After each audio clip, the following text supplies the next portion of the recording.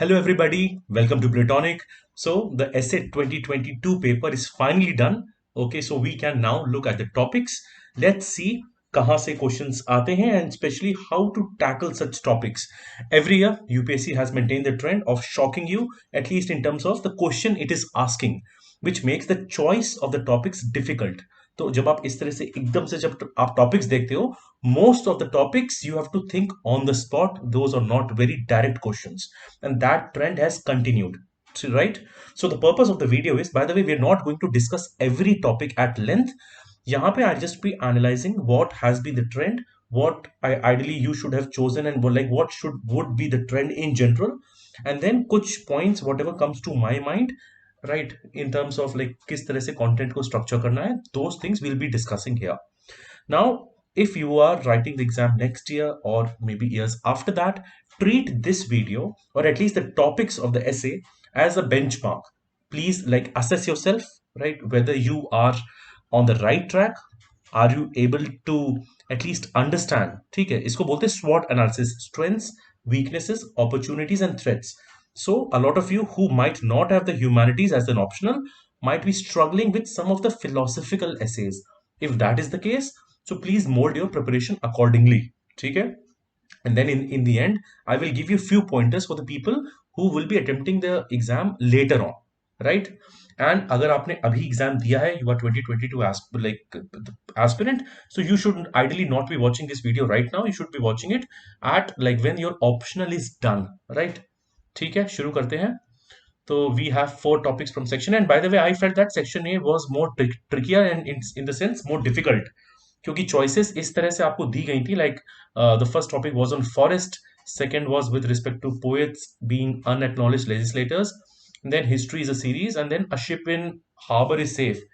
And at least prima facie और जो first एकदम feels ऐसा लगता है कि the ship वाला जो topic है is more like वहां पे आप पॉइंट्स ज्यादा जनरेट कर सकते हो and something which comes like easily. बाकी टॉपिक्स में मोर और less you might be knowing the content, पर उस पे प्रॉपर एक ऐसे लिख पाना might not be an easy task, right? तो अगर let us start with the essay on forest, right? Just a second, I let me change the colour of the pen. हाँ, अब क्या लिखा है? The first topic is forests are the best case studies for economic excellence. ठीक है, पहली बात, this is related to environment. We are talking of forest. The second thing is talking about economics and economic excellence. तो जब हम sustainable development की बात करते हैं तो we are talking about the harmony between economy, environment and the social dimension. ठीक है, तो अब इस टॉपिक को देख के जो पहली बात आपके दिमाग में आनी चाहिए, ठीक है, इज दैट फॉरेस्ट को बोला गया है बेस्ट केस स्टडी है फॉर इकोनॉमिक एक्सीलेंस. ठीक, they are not saying that maybe, जैसे आपने सुना होगा ना, बेस्ट जैसे बिजनेस केस स्टडी सुनी होंगी, maybe Nokia, Apple, Samsung etcetera, या कोई बड़े कॉर्पोरेट्स. तो the examiner is not saying that कि इकोनॉमिक्स की बेस्ट चीजें ही बेस्ट केस स्टडीज हैं इकोनॉमिक एक्सीलेंस की, बट फॉरेस्ट्स आर देयर. तो हमें फॉरेस्ट से related we have to bring out those points, perhaps वो like what are those points and then how are those points useful. क्योंकि case studies हम क्यों बनाते हैं? जैसे मान लीजिए कोई case study on waste management, maybe that was done in Norway, तो the idea is that how can you deploy it maybe in India. ठीक है, तो in the similar sense forest के ऐसी क्या लर्निंग्स हैं हमारे लिए, so we can use it for economic excellence. ठीक है, अब फॉरेस्ट सोच के कुछ चीजें जो मेरे दिमाग में आती हैं, आई थिंक आप लोग भी सोच रहे हो दैट किस तरह से. देखो, डायरेक्ट इन्वायरमेंटल बेनिफिट्स हमें पता है, फॉरेस्ट के सोशल बेनिफिट्स हैं, ठीक है, ऑफ कोर्स केस है इकोनॉमिक का, तो इकोनॉमिक बेनिफिट्स भी हैं, पर we don't have to write a GS answer here. ठीक है, अब यहां पे if somebody knows some good anecdotes, कुछ ऐसे tribal communities, how they save their forests and how forest in general have thrived the economy, यहां पे आप माइनर फॉरेस्ट प्रोड्यूस के एग्जांपल्स भी दे सकते हो, so that would be a good example to start. ठीक है, अब बॉडी में जब हम आएंगे तो yes we can tell few important points. For example, अगर हम इन्वायरमेंटल डायमेंशन की बात करें जो मैंने यहां लिखा है, तो we can talk about biodiversity से रिलेटेड, राइट? किस तरह से ऑगमेंट करते हैं बायोडाइवर्सिटी को, राइट? उसके बाद in general we also know this carbon sequestration potential, carbon dioxide को किस तरह से वो अब्सॉर्ब करते हैं. इन जनरल इन्वायरमेंटल बेनिफिट्स हैं, न्यूट्रिएंट साइक्लिंग है, ऐसे काफी बेनिफिट्स हैं, राइट? तो बेसिकली इससे हमें आइडिया क्या लगता है कि we need to talk about the harmony between nature and economics. तो it is not a case of nature versus economics, but it talks about harmony. तो पहली बात तो this case study tells you this.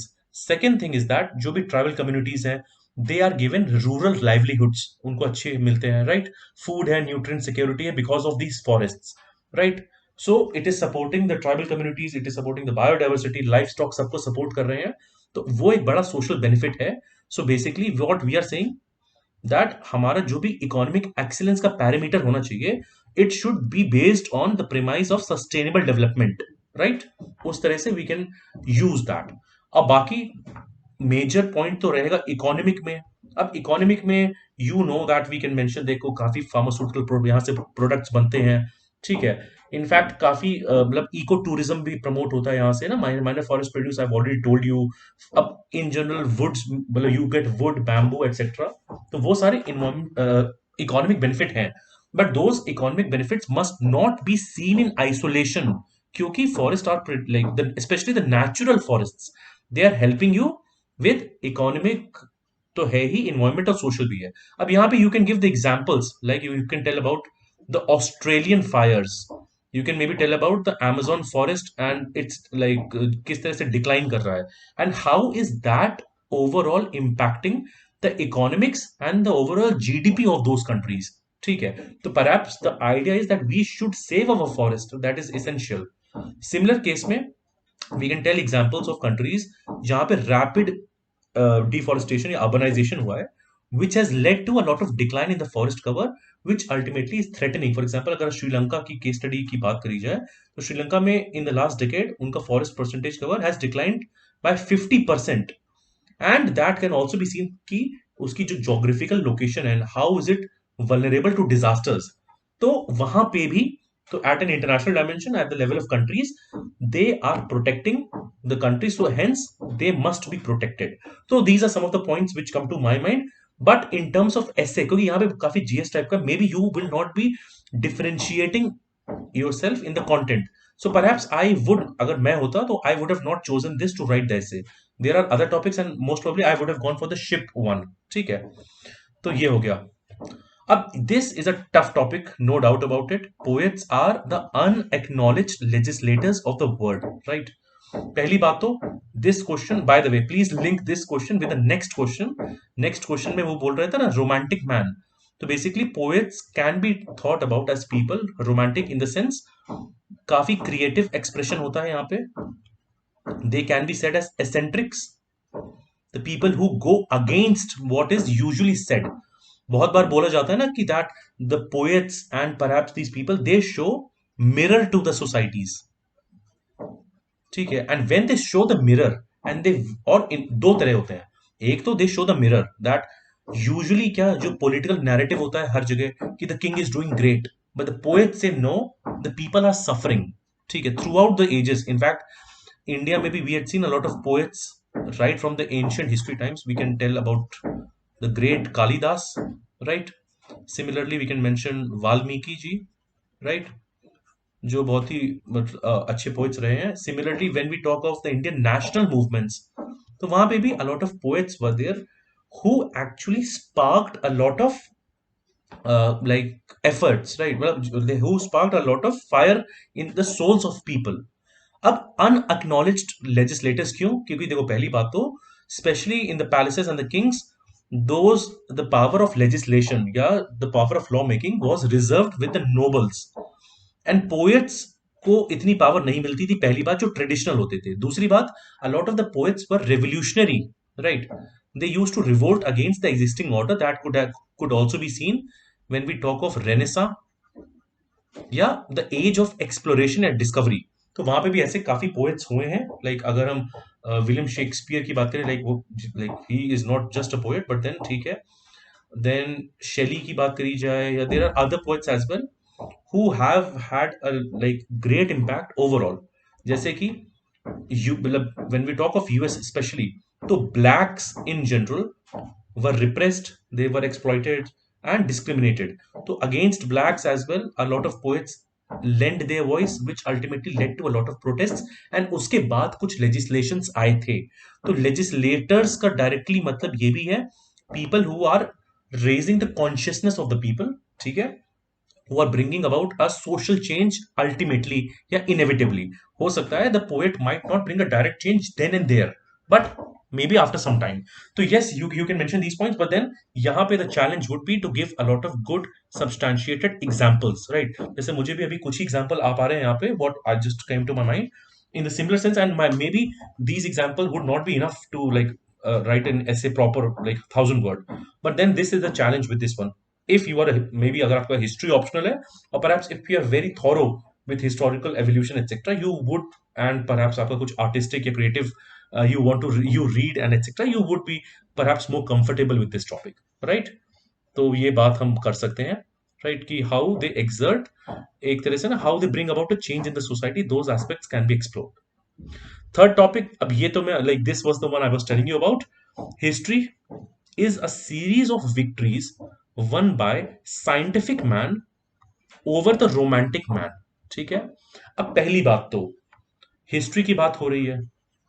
अब history is driven by narratives. तो पहली बात तो of course we will say that this is, we will substantiate this for the most part, but हाँ, we will also disagree with it. ये चीज आप याद रखो. So we will not write a single dimensional essay, ठीक है, इस वाले केस में. अब हिस्ट्री में जैसे आपने, you would have known about that history is maybe philosophy which is written in examples, right. इस तरह की कोटेशंस चलते रहते हैं, राइट. अब यहाँ पे क्या लिखा है, साफ साफ one by scientific man over the romantic man, ठीक है. तो अगर हम बात करें कि basically who was a scientific man, तो सीधे मुझे याद आता है एज ऑफ एक्सप्लोरेशन, ठीक है, या फिर मुझे याद आता है रेनेसा, एंड जो पूरा मूवमेंट हुआ था which also spoke about humanism etcetera. तो यहां पे देखो दो तीन चीजें हम बता सकते हैं कि दैट हिस्ट्री में विक्ट्री क्या हुई. दैट पहली बात तो we should tell what is a scientific man and who is a romantic man. Romantic man यहां पे क्या हो गया, somebody who is rooted in idealism, जो प्रैक्टिकल नहीं है, would be a romantic man, right? Scientific man is rational, ठीक है, फैक्ट बेस्ड. तो अगर आपका ऑप्शनल पॉलिटिकल साइंस है या इंजनरल ह्यूमैनिटीज का ऑप्शन है, तो you know these kind of debates have happened, ठीक है. अब साइंटिफिक मैन में similarly we can say that starting में ना the debate on the earth, किस तरह से एवोल्यूशन की बात करी जाए, तो साइंटिफिक डिस्कवरीज में whether the earth was round or flat, how that narrative built on, number one. Similarly we can talk about, जैसे एक रोमांटिक आइडिया था about the divine rights of a king, ठीक है. That king ultimately had all the rights which can be a romantic idea. This idea was contested by people like John Locke, who spoke about natural rights. ठीक है, उन्होंने क्या बोला, that no, human being is the center. In fact, इसको आप link कर सकते हो इस वाले टॉपिक से, that human being is the center and ultimately human being, because of the nature या फिर because of being a human, they should be extended these natural rights. तो ये भी चीज इंपॉर्टेंट है, ठीक है. उसके बाद we can also say that अब जो रोमांटिक मैन था, he was an uncritical man. तो जो भी चीजें सालों से चलती आ रही थी, those things which kept on from existing from the ages, they just like accepted it and continued with it, which basically means caste system की बात कर सकते हो, discrimination की बात कर सकते हो, a lot of like hierarchies and rigidities in the societies which were existing. अब ये सब कुछ challenge किया था scientific man ने, ठीक है, that you can mention, right? अब then we can simply say that किस तरह से scientific man has won. We can talk about industrial revolution, right? अब हम इंडस्ट्रियल रेवोल्यूशन 4.0 की भी बात कर सकते हैं, which is ultimately driving our historical evolution, किस तरह से हम बढ़े हैं. तो आपने एनलाइटनमेंट इन सब की बात करी है, राइट. देन आप ये भी बता सकते हो at a political level that how the democracies like American and French, they were brought about by the scientific people.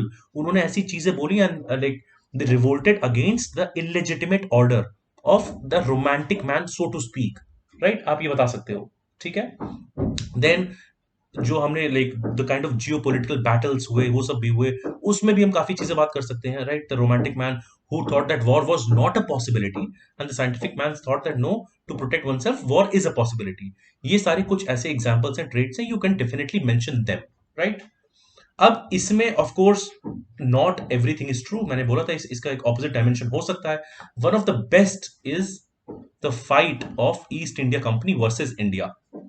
अब इंडिया में the best, one of the best romantic examples can be the example of Gandhi ji, his idea of non-violence and truth, which is basically a kind of a romantic idea, सही बोला जाए, क्योंकि east India company या Britishers, they had all the scientific armor, weapon, everything with them, and ultimately the moral fortitude, etc., of one man who ultimately brought all the masses together led to the spectacular victory of the Indian national movement. ठीक है, तो ये एक बहुत अच्छा counter है which we can से.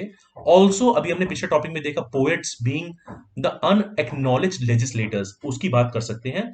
Additionally you can say that the scientific man, just because वो बहुत ही रैशनल है, बहुत ज्यादा फैक्ट ओरिएंटेड है, और दूसरा कि आइडियल्स की जरूरत बहुत ज्यादा है. when we talk of equality, when we talk of justice, these are ideals which are romantic in nature. उसको आप क्वांटिफाई नहीं कर सकते हो, right? Suppose, and by the way, if you are a political science student, in the behavioural revolution हमने पढ़ा हुआ है ना ये चीज, that the behavioural revolution wanted to make everything scientific. ठीक है, पर that could not be the case. बहुत ऐसी चीजें हैं which are at least explored in terms of ideas. Romantic man spoke in terms of ideas, spoke in terms of values. ठीक है, तो वो भी जरूरी है at some point of time, because if you don't have a norm, if you don't have an idea, आप aim किस चीज पे करोगे? ठीक है, तो अभी भी like for example when we talk of a lot of evolution etc., तो in terms of history we can show this aspect as well. ठीक है, ऑफ कोर्स अब इसमें आप ये पॉइंट जरूर लिख सकते हो कि history is ultimately written by winners, and ruling ideology जो है वो आइडियोलॉजी रूलर्स की होती है.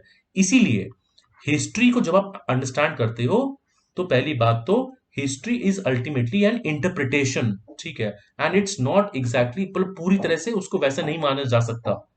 ठीक है, तो हिस्ट्री में कुछ आइडियोलॉजिकल टिल्ट्स भी होते हैं, वो कुछ फॉल्सिफिकेशन है, नैरेटिव्स है, etcetera.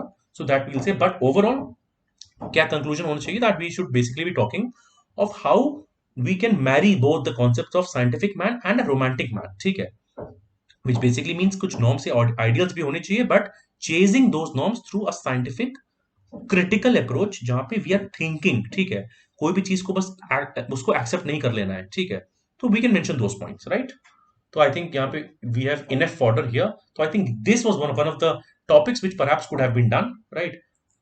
And then I think ये मुझे लगता है, I think this would be one of the most like, सबसे ज्यादा लोगों ने अटेम्प्ट किया हुआ इस टॉपिक को. ships is in harbor is safe and is not what the ship is for. In fact, when I see this topic, मुझे 2020 की याद आ जाती है. 2020 में I think the topic was कि ships don't sink because of the water around them, but they sink of the water which gets into them, है ना? तो again which shows to us that maybe just going through the previous questions at least कुछ hint मिल सकती है. But then this topic, perhaps आपने बहुत proverbs, motivational quotes, Instagram, कहीं ना कहीं आप you might have come across it. ठीक है, and अगर आपने पहली बार भी देखा होगा तो this is a kind of a topic which you know. ये बात क्या कर रहा है कि ship is in a harbor is safe, and ultimately it's talking of voyage, it's talking about exploration, it's talking about discoveries, which is fundamental to the human existence. अगर मैं ship की ही बात करूं, अगर मैं एक्सप्लोरेशन की बात स्टार्टिंग में ही करूं, तो in fact Columbus, the basic exploration of a ship which happened, जिस तरह से कॉन्टिनेंट की डिस्कवरी हुई, वो हुई इसी वजह से थी. ठीक है, that a ship ultimately you want to explore. तो अगर आप एक्सप्लोर करोगे, it basically means you are going outside your comfort zone.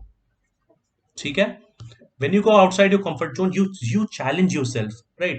तो यहाँ पे कुछ रिस्क लेनी पड़ती है, ये सारी चीजें हैं. अब इस चीज को आप बता कैसे सकते हो? तो पहली बात तो in terms of adventure we can tell that the adventure and the exploration of the human spirit has led to many discoveries which can be geographic. ठीक है, जैसे कि कॉन्टिनेंट्स मिले, those can be scientific. ठीक है, and they can be like, वो multiple dimension में, चाहे हम एग्रीकल्चर की बात करें, किसी भी डायमेंशन की बात करें, we can mention. Then one of the good dimensions here can be entrepreneurship. ठीक है, क्योंकि देखो अब what, like for example our honourable prime minister has been saying that a lot about entrepreneurship in general, and we have been also speaking about the need to take risk and for these entrepreneurs to come forward to create wealth, assets and capital. और यहाँ पे risk taking is there. ठीक है, and this is necessary for a country to grow in general. तो यहाँ पे भी that is needed also. In general अगर आपकी पूरी पॉपुलेशन बहुत ज्यादा कंफर्ट सीकिंग हो जाएगी तो as a society you would not be able to grow. इसलिए हर एक सोसाइटी में काफी कुछ ऐसे लोग होंगे, and from a capitalist angle the capitalist would say कि हाँ, ऐसे जो बहुत वेल मीनिंग लोग हैं, जो बहुत मेहनती लोग हैं, उनको आप इंसेंटिवाइज करो। That will create a lot of values, right? That will create a lot of avenues for further exploration, ये हम कह सकते हैं।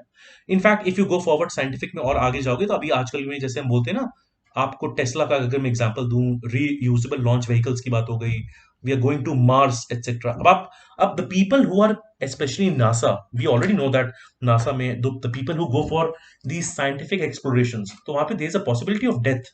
ठीक है, तो these are not easy things in fact. तो पर ये करना पड़ता है, राइट? तो same is the case. Similarly when we see the case of कोविड-19, so the people who are the frontline workers, they also knew that they were the most vulnerable to all these problems, but they went forward and then they still like did those things, ठीक है? अब पर इसमें there is one dimension which I want, आपने शायद like at least you should think about that dimension, right? Which basically means we should say that excessive जो है ना, बहुत ज्यादा रिस्क टेकिंग या something which is not founded on some like basic like your realization या some data, वो सही नहीं है। that is recklessness, and this is where you will bring a balance to your essay. Then you can basically say, for example, अगर suppose इसी sense में बोला जाए, at least when we're talking of oceans and ships, that suppose if you are not seeing the storms, you're basically the weather or perhaps the iceberg, one would end like a Titanic, ठीक है? Which basically means कि whatever policies are to be made, they should be at least कुछ risk calibration होना चाहिए, and they should be having some data, कुछ हो आपके पास। Same is the case for entrepreneurs and the people who are venturing into risk zones, that you would have to कुछ calibration होना चाहिए, ठीक है? क्योंकि हर चीज पे हम सिर्फ रिस्क रिस्क रिस्क करेंगे, that is not the case, right? So that is something that you should know. Basically, the crux of the topic is आज कुछ तूफानी करते हैं, but कुछ तूफानी ऐसा something which is basically calibrated through some sense, reason and experience. That's all. ठीक है? So that's ends these four topics. Please let me know आप इनमें से what topic would you have chosen, and if you have any extra content or points, please share. All of us learn together. ठीक है? Section B में आते हैं। Section B मेरे हिसाब से was more tougher than Section A, at least in some sense कि I think smile हो गया या फिर द चॉइस वाला topics, these were also very hard topics, ठीक है? इतना आसान नहीं है, and it depends on how you interpret the topics in general as well, right? So the first topic is the time to repair the roof is when the sun is shining. Okay. The second topic was you cannot step twice in the same river. The third was the smile is the chosen vehicle for all ambiguities. And the fourth was that you just because you have a choice. So just let's quickly discuss these four topics as well.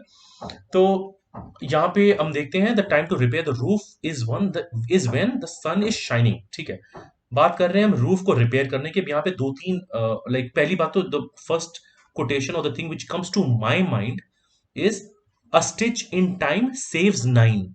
अगर आपने if you take a preventive action then and there timely, तो जो एक potentially catastrophic event या disaster हो सकती है, you will avoid that, ठीक है?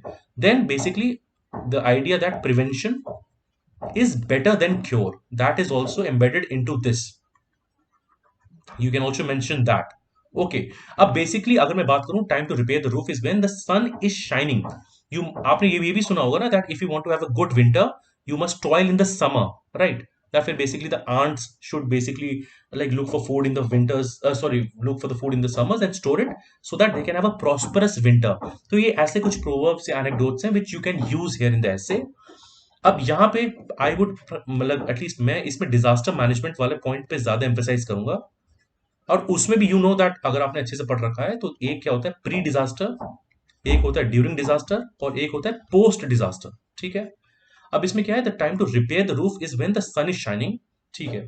अब जब सन शाइन कर रहा है you want to repair the roof, so that जब रेन होगी, when it rains you don't have to do the repair.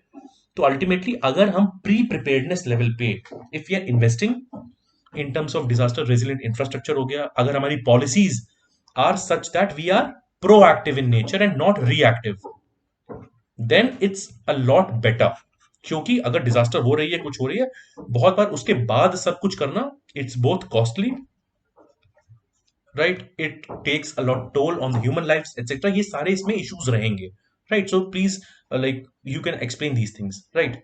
Same is the case, disaster है, इसी में एक और डायमेंशन, जैसे कोविड की बात करें, तो now that we have experienced Covid, तो we should be prepared for increasing like such biological warfare, biological disasters. तो दैट बेसिकली मीन्स जो गवर्नमेंट्स हैं या सोसाइटीज हैं या इंडिविजुअल्स हैं, what steps ideally they should be taking, that can be one. Then economy के angle पे अगर बात करी जाए, तो you can say that economy में सेविंग्स हो, या इस तरह से बोलते हैं ना, you are talking of a counter cyclical buffer, तो वो सारी चीजें तब करनी चाहिए when you are in a right shape, not when your economy crisis में है, कि आपकी कंट्री बीओपी क्राइसिस में है, then you are actually preparing it, that is not the way to go about it, ठीक है। Again prevention is better than the cure, you can also say that ultimately prepare for the worst early on, क्योंकि तब आपके पास time है to marshal your resources, to spread awareness, to make the people sensitize and know, then your response can be very effective, ठीक है। एक और चीज इसमें लिखी है, when the sun is shining, अब इसका एक और इंटरप्रिटेशन निकाल सकते हो, सन इज शाइनिंग मतलब you are doing something in the light, ठीक। अब लाइट का by the way this would not be a prominent dimension, just that क्योंकि सन इज शाइनिंग है, उसको एक्सप्लोर करना चाहते हैं तो कर सकते हैं। तो लाइट से आप क्या मतलब है कि you have to repair the roof when the sun is shining, which means there's a light, perhaps it can also highlight कुछ ट्रांसपेरेंसी हो। तो अगर आपको कोई लॉ चेंज करना है, कुछ करना है, तो it should be transparent, it should be like आप लोगों से कुछ इंफॉर्मेशन ले रहे हैं, you keeping the people involve, citizen centric है। तो the repair all these activities are not done in a very मतलब क्लोज्ड चैम्बर्स, पार्टिसिपेटिव नहीं है वो चीज, ये सारा। तो मे बी शायद एक पैराग्राफ में ये भी डायमेंशन एक्सप्लोर कर सकते थे, ठीक है। तो आई थिंक वी इस पे आई थिंक डिसेंट कंटेंट हो सकता है आपके पास, आई थिंक ये होगा। और दीज टू 5 या 6 में ही I think most of the people would have attempted, right, क्योंकि आई थिंक 7 और 8 इज स्लाइटली मोर अगर नुआंस्ड है टॉपिक्स। अब now the topic is you can not step twice in the same river, ठीक है। अब इसमें पहली बात तो you have to talk about you and you have to talk about river. अब देखो पहली बात तो, when you are a child and when you take your first dip in the river, that and when you die and ultimately your ashes are like आपकी ashes जब river में जाती हैं, तो see this is an entire life cycle, this is basically highlighting how you as a person on a time scale is changing, ठीक है।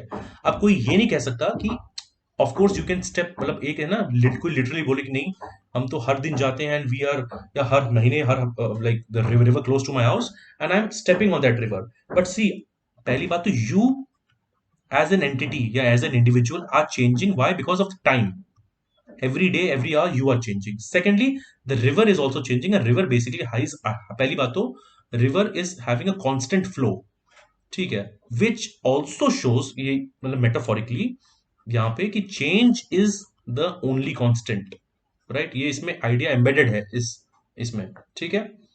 दूसरा कि time and tide waits for none, बचपन में हमने पढ़ा हुआ है, ठीक है। तो आप पहली बात, you can not step twice in the same river, या फिर आप अपने आप को अगली बार सारी सेम सर्कमस्टांसेस या सिचुएशन में नहीं पाओगे अपने आप को, ठीक है। सो अगेन हाईलाइटिंग कि वर्ल्ड चेंज कर रहा है, one should also keep pace with how the world is changing, right. दूसरी बात, you are never the same person, you also would be changing with respect to the kind of lived experiences you have had, ठीक है। तो वो सारी चीज is also important. अब इसी पॉइंट का और एक्सटेंड करके आप ये भी बोल सकते हो, क्योंकि because the time waits for none, so if there is a catastrophe which is happening, कोई भी चीज हो रही है तो you have to deal with it, otherwise you will face the consequences. Again आप यहाँ पे क्लाइमेट चेंज या इन सब डायमेंशन को खोल सकते हो कि right now perhaps if we are talking of a tipping point, तो उस टिपिंग पॉइंट से related what agar if we are not doing those changes, we simply cannot go back to the past old good times, although basically times have changed and the rate of which changes of time which is happening is very fast. So this is highlighting in general that this is, at least this requires a lot of effort. So I hope you at least got some sense of this topic, right? If you have another interpretation or if you have other dimensions, I am very like curious to know. Please लिखिए यहाँ पे comments में. We'll be reading them. Okay. Now अब हम जाते हैं topic पे. Smile is the chosen vehicle for all ambiguities. ठीक है। अब यहाँ पे भी अब देखो कुछ कुछ इसमें एस्पेक्ट आप बना सकते हो, एटलीस्ट मोटिवेशनल पार्ट पे आप कुछ कुछ पॉइंट्स मेंशन कर सकते हो। And by the way when I saw this topic I was reminded of 2017 आया था, joy is the simplest form of gratitude. ठीक है। अब यहाँ पे joy has is not there, यहाँ पे स्माइल है। And smile is basically a behavioural change, मतलब आप like you are smiling so that is basically visible, whereas joy might not, you might not be smiling, आप अंदर से खुश हो सकते हो। ठीक है। अब यहाँ पे क्या लिख रहा है, is a chosen vehicle for all ambiguities. कोई भी मतलब कोई भी एम्बिग्विटी है, कोई भी परेशानी है, कुछ है, तो हर एक चीज के लिए वो बोल रहा है smile is the chosen vehicle. तो बेसिकली क्या है, पहली बात तो इंसान मतलब पर्सन कैन फ्राउन और अ पर्सन कैन स्माइल। ठीक है। अब इसमें भी वी नो दैट वर्च्यूज बहुत ज्यादा है स्माइल के, which is basically correlated with having a positive mindset. ठीक है। अब पहली बात तो if somebody is doing well तो of course one is smiling, but if you are having some adverse cases, आपके पास बहुत ही खराब कंडीशन है, उसमें भी स्माइल आप कर रहे हो, तो that shows the strength of your character, that shows that you know that you have the ability to deal with such a problem and you will ultimately come out of it. ठीक है, ये point आप बता सकते हो। दूसरा, that smile is ultimately infectious. ठीक है। If you are smiling ultimately, अगर आपकी स्माइल जेन्युइन है, कुछ भी है, तो you will at least other people would also smile, है ना। तो एक तरह से वो भी हेल्प करता है in general to spread positivity, ये सब बहुत बहुत बात कर सकते हो। अब यहाँ पे इस टॉपिक में at least there are many quotations which come to my mind, जैसे आपने सुना होगा ना कि don't cry because it's over, smile because it happened, इस तरह का, है ना। या फिर मतलब इस तरह के ही है, या फिर आप मतलब you can just I think और भी I think topics, I am not remembering other quotations, but yes there are good ones. ठीक है। ऑल्सो स्माइल के साथ एक ये भी है कि ultimately if you are doing it at least in your adverse cases, it reduces the intensity and of those painful experiences, तो वो वैसा करता है, राइट। तो that is the idea, but then अब इसके बियॉन्ड कौन से डायमेंशन है, it is slightly difficult to explore here. ठीक है। Like how would you show that, किस तरह से करोगे, है ना, तो वो इतना आसान नहीं है यहाँ पर इस वाले में, दैट आई ऑल्सो एक्नॉलेज। ठीक है। and when it's saying for all ambiguities, तो yes, how would you explore it, gratitude कैसे लाओगे, happiness कैसे लाओगे, ये काफी ज्यादा philosophical topic है। ठीक है। तो at least on my end I would have not attempted it, simply for the fact that इसको एक्सपैंड करने में इतना आसान नहीं है। And of course you should also know कि आपको 8 में से 2 टॉपिक चूज करने हैं, and that selection of the topic is in fact 50% of the work done. ठीक है। एंड सो इसीलिए please be very decisive, and you should know how to choose a topic, right. तो like there is no victory, आप ये मत सोचो कि जो मतलब बहुत बार हम सोचते हैं ना that we should not write a topic which everybody is writing, हम लोग कुछ अलग हट के लिखते हैं। अब that case might backfire, right. And by the way please go on your strengths, अगर आपको लग रहा है सब लोग शिप वाला टॉपिक लिखने वाले हैं, आप लिखिए, but you should write better and express to the best of your capabilities, that is the way forward. ठीक है। तो ये हो गया, तो स्माइल वाले में and like it's not that easy to right. अब again this one is a complicated topic, it's saying that when you have a choice it does not mean that any of them. ठीक है। एक तो पहली बात है इसने any of them क्यों लिखा, and then it has to be right. तो बेसिकली ये हार्ड कोर एथिक्स बेस्ड सवाल है आपका, which basically is talking about the ethics of choice. ठीक है। द मोरालिटी, या फिर राइट और रॉन्ग कैसे डिसाइड हो रहा है, क्या नहीं हो रहा है। ठीक है। अब इसी में कुछ पॉइंट्स तो मेरे दिमाग में आते हैं, जैसे कि just because you have a choice, ठीक है, does not mean any of them has to be right. तो बेसिकली फ्रॉम, अब कोई एडमिनिस्ट्रेटर है, ठीक है, जैसे फॉर एग्जाम्पल कोविड हुआ, तो कोविड कोविड में आपको लाइव्स बचानी थी, आपको लाइवलीहुड्स बचाना था। ठीक है। तो people like, so ultimately a lockdown was imposed. अब later on maybe after few years it is being realized that lockdown might not have been the best solution, कुछ कुछ अलग अलग फैक्ट्स आ रहे हैं। ठीक है। तो administration is basically built into the idea इसमें that greatest good of the greatest number। ठीक है। हम सबकी बात नहीं कर रहे हैं, बट हम मैक्सिमम लोग की बात कर रहे हैं जिनको हम सेव कर सकते हैं। तो अगेन दैट वुड मीन कि some people would not be able to get the right treatment, एक वहां पे दिक्कत हो सकती है उनको। ठीक है। देन हम इंडिविजुअल लेवल पे अगर बात करें, अगर मेरे पास कोई चॉइस है, मान लो, should I be exercising it. अब यहाँ पे भी मॉरल क्वेश्चन बन सकता है, आप बात कर सकते हो यहाँ पे अबॉर्शन की। ठीक है। अब यहाँ पे भी ethics of life and my individual choice की बात आ जाएगी। आप यूथनेसिया का एग्जाम्पल दे सकते हो। ठीक है। That I want to die या नहीं, वैसा हो सकता है। ठीक है। राइट टू प्रिवेसी या freedom of speech and expression पे भी आप बात कर सकते हो। ठीक है। That suppressing of it. अब यहाँ पे क्या है, बिग टेक आ गया। One of the good examples can be that big tech which basically talks about freedom of speech and expression has very ambiguous rules with respect to suppressing the freedom of speech, ठीक है, which basically आप example दे सकते हैं that if they can ban the former president of US Donald Trump with respect to on which is one of the like the most democratic country in the world जो बोला जाता है, तो how do we go, तो उसमें choice किसके पास है, अब चॉइस किसके पास है, इंडिविजुअल के पास, गवर्नमेंट के पास, एमएनसीज के पास, किसके पास, सोसाइटीज के पास, and who will determine which, like क्या ये सही है कि नहीं है, ठीक है। और इसका मतलब ये भी हो सकता है आप जो भी चॉइस लो, हो सकता है सारी की सारी गलत हो, ठीक है। इसलिए एक पॉइंट इसमें यह भी बन सकता है दैट साइलेंस या not exercising a choice can also be an option, that you are not exercising a choice, ठीक है। इनफैक्ट इसको आप इंटरनेशनल अरीना में सोच सकते हो that when we are talking of perhaps countries like India, जैसे इंडिया ने बहुत time like basically we had the policy of non alignment, ठीक है, we did not align with any of the blocks, तो that also gave us a lot of benefits and dividend, ठीक है। हम strategic restaurant की बात कर सकते हैं, ठीक है, कि whatever choices are existing, कोई जरूरी नहीं राइट हो, तो we are not exercising that choice in itself. But basically यहाँ पे ये बात कर रहा है कि whatever choices are first of all available to you does not mean that वो सही होगी, तो you don't have the ultimate authority on that, right, और उसके अल्टीमेट आउटकम की आप बात नहीं कर सकते हो। That is the basic idea, and that you can ultimately expand through like different dimensions. अब इसमें भी अगर आप बात करो इकोनॉमिक डायमेंशंस पे, that somebody can say that they want to ultimately go for development project because they have to feed the people, like the government says that.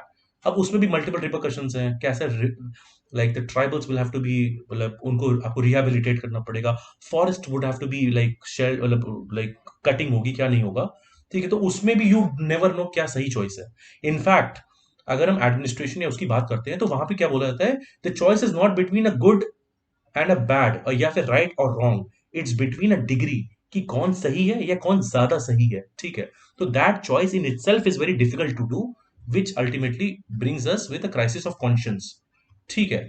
ये सारी बातें हैं, बट अल्टीमेटली इसमें मतलब it's still difficult from an ethical standpoint, कि इसमें बहुत ही अच्छा वेल रिटन थॉट प्रोवोकिंग या आर्गुमेंटेटिव आप ऐसे बना पाओ, that's my take on it, right. But maybe if you are an expert on such argumentative ethical topics, हो सकता है ये आपके लिए बहुत easy choice हो, although I'm also sure that it would not be the case for most of the people, ठीक है। So we are done with at least a brief discussion on all the 8 topics। अब यहाँ पे क्या है, if you have like if you're seeing this for the first time and if you have had issues in essay, I hope that this small discussion of mine was useful for you। अगर है तो please let me know। अब what I suggest the 2023 and onwards aspirants, पहली बात तो if you like I would want you to write these essays एक एक करके, ठीक है, जरूरी नहीं सारे लिखो, 2-3 लिख सकते हो, एक लिख सकते हो, start with one, so then you get to know exactly where are you standing, है ना।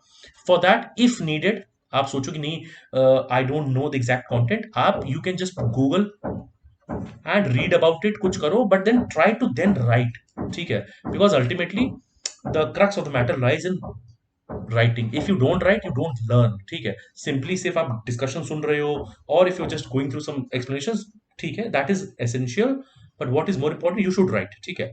Second point is now perhaps अगर आपको शॉक लगा हो इन उसको देख के, and suppose you were very sure of writing mains this time, आप नहीं लिख पाए, and you are shocked on seeing this topics, आप सोच रहे हो यार ऐसे में तो कुछ समझ ही नहीं आ रहा है, ठीक है। तो इट कुड बी दैट आप फिलोसॉफिकल एसेज इन जनरल पे you find yourself very week.